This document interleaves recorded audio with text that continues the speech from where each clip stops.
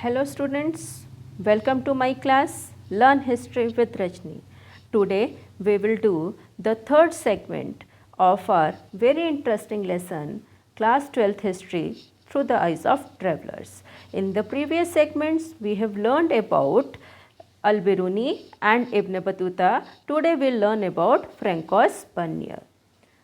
When we start regarding the study of Francois Bernier, before that we will have a brief history of European travelers.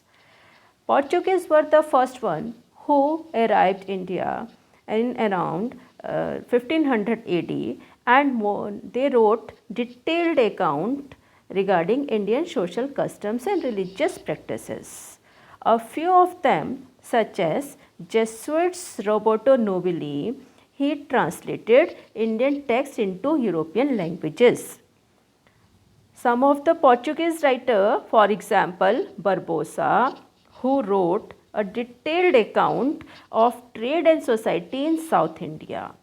Later on, this route was followed by number of Europeans such as Dutch, English and French travelers who also came to India. One of the most famous among the French travelers was a jeweler whose name was Tavernier. He was fascinated with the trading conditions of India. One Italian doctor, Manucci, he came to India as a traveler and he got settled in India and never returned to Europe. Francois Bernier, he was also a Frenchman, he was also a doctor. He was a Frenchman, he was a political philosopher and historian. He came to the Mughal Empire in search of opportunities. He lived in Mughal Empire for 12 years in between 1656 to 1668. He was appointed as the physician to Dara Shikoh, who was the eldest son of Shah Jahan. In his accounts, Bernier has compared East and West. He travelled several parts of the country and he gave a detailed description of India. He dedicated his major writings to Louis XIV, the King of France, and maybe his assessments were not always accurate. However, his works were published and Bernier's writing became extremely popular, as we can see that his works were published in 1670-71 and translated into English, Dutch, German and Italian within next 5 years.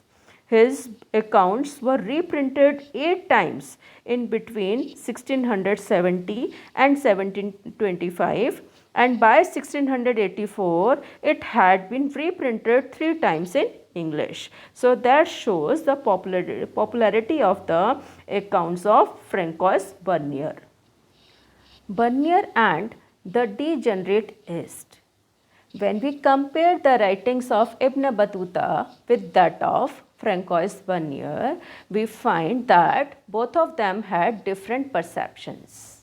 On one hand, Ibn Battuta was fascinated with the nobility, but Francois Bernier, he had a biased attitude and he always compared East and West. In his accounts, the name of his book is Travels in the Mughal Empire. He has given detailed observation and this book is marked by reflection and his critical insights, and Bernier's perception is based on the principle of binary opposition. Student, mark this word binary opposition, because in his accounts he tried to prove that India or the western part of Asia, we can say that India or the Eastern Asia is totally different with that of Europe, or he's according to him that Asia is much far behind when we talk about Europe. He is, according to Bernier, Europe or western part is much more developed compared to India. There are certain observations of Bernier. First of all, his first observation is, he says that there is lack of private property in India. This is the biggest observation of Bernier, though the actual scene was much different, because and no other book of that during Mughal period, which was written during the Mughal period, that condone this sentence of Bernier, or the observation of Francois Bernier. But Francois Bernier, he writes that there was lack of private property in India, and because the king was the owner of the land, so it had many adverse impacts on the land. According to him, the landholders, they could not pass on their land to their children, so they were not interested to have any long term investment on the land. Besides that, he says that because the ruler was the owner of the land, so it prevented the emergence of the class of improving landlords who could show a concern to maintain or improve the land. Besides that, he says that the lack of individual ownership led to the uniform ruination of agriculture, as peasants were not the owner of the land, so they did not show any concern, or they were very indifferent towards the improvement of the land. Second very interesting observation of Ibn Battuta is, Francois Bernier is, he says that in India there is no existence of middle class, as he has observed that either the people were very poor or very rich. So this is an interesting observation of Bernier. Third observation, he says that Mughal emperors, or the Mughal king, is the king of beggars and barbarians.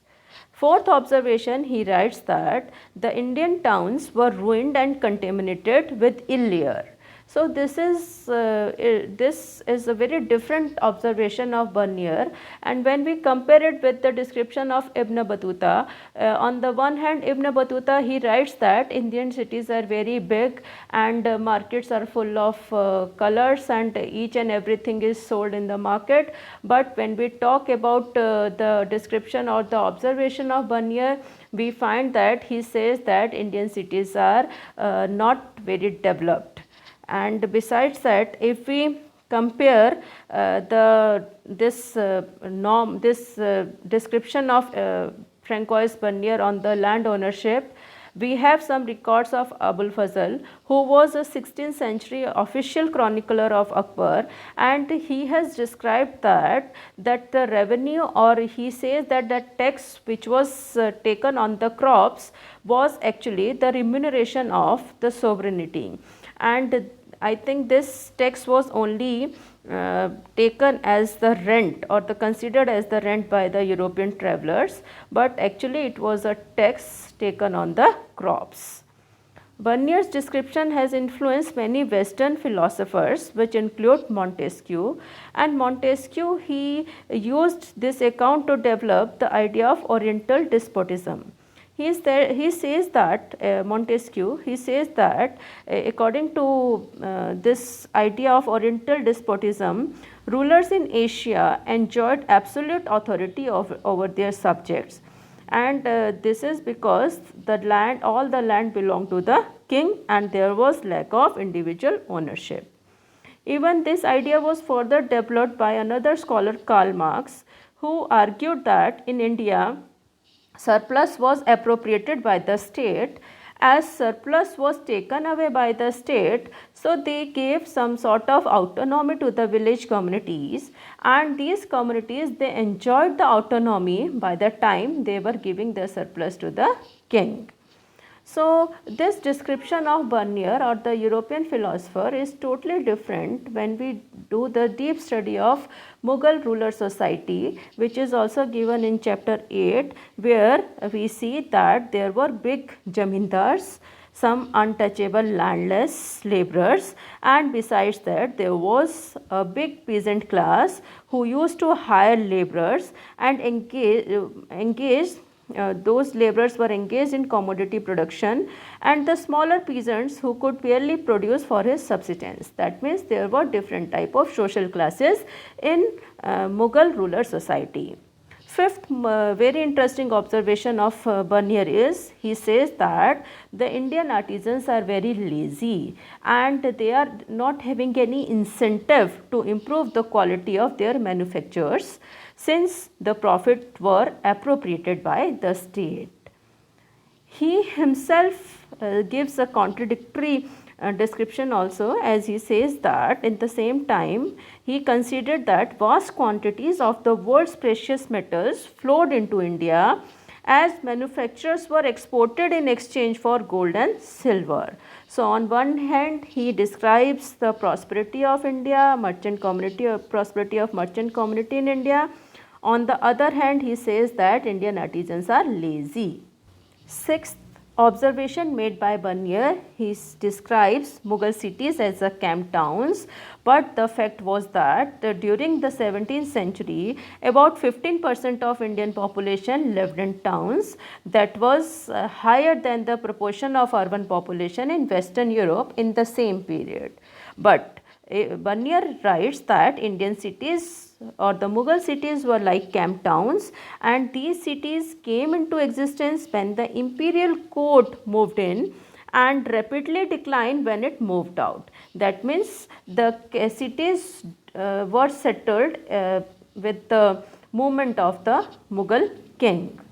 So according to Bernier, all this was because of the land ownership. All these problems were created due to the land ownership, and we can see that this question of land ownership, Bernier was drawing an oversimplified picture, because during that time, that medieval period India, there were different kind of towns which include manufacturing towns, trading towns, port towns, sacred towns, pilgrimage towns. There were many temple towns also in India, and their existence was there because of the prosperity of merchant communities and professional classes. Merchants were often had strong community or kin ties, and they were organized into their own caste cum occupational bodies. Sometimes, especially in Western India, these groups were called Mahajans, and their chief was called Seth. In urban centers such as Ahmedabad, Mahajans were collectively represented by a head, and this head was known as Nagar Seth. Besides that, there were some other professionals who were also part of the urban society. These professional classes were physicians, or we can say Hakim or Vaid, teachers, lawyers, painters, architects, musicians, calligraphers. So these all types of professionals, they were the part of that time cities. Contemporary European travelers of that period, they also highlighted the treatment of women as a crucial marker of difference between Western and Eastern societies, and Bernier is also part of those travelers, is one of those travelers. He has mentioned Sati system of India to describe the pathetic condition of women or the low status of women in the society. He says that he has given one description of a child sati which he witnessed in Lahore, and he says that the women were forced to die on the pyre of the dead husbands, and it was sometimes they were forced to do it, and if we compare the women's life that revolved around much else beside the practice of sati, as they worked shoulder to shoulder in the fields. Their labor was crucial in both agriculture and non-agriculture production. Besides that, many women from merchant families, they participated in commercial activities, and sometimes even they took mercantile disputes to the court of law. So, unlikely that women were confined to private spaces of their homes. So, this description, we can see that the descriptions of Bernier they have some contradiction, as when we compare it with other Indian sources, sometimes we find that he was biased. Maybe the situations were not exactly the same as mentioned by Bernier. Thank you, students. In next class we'll come up with new topic.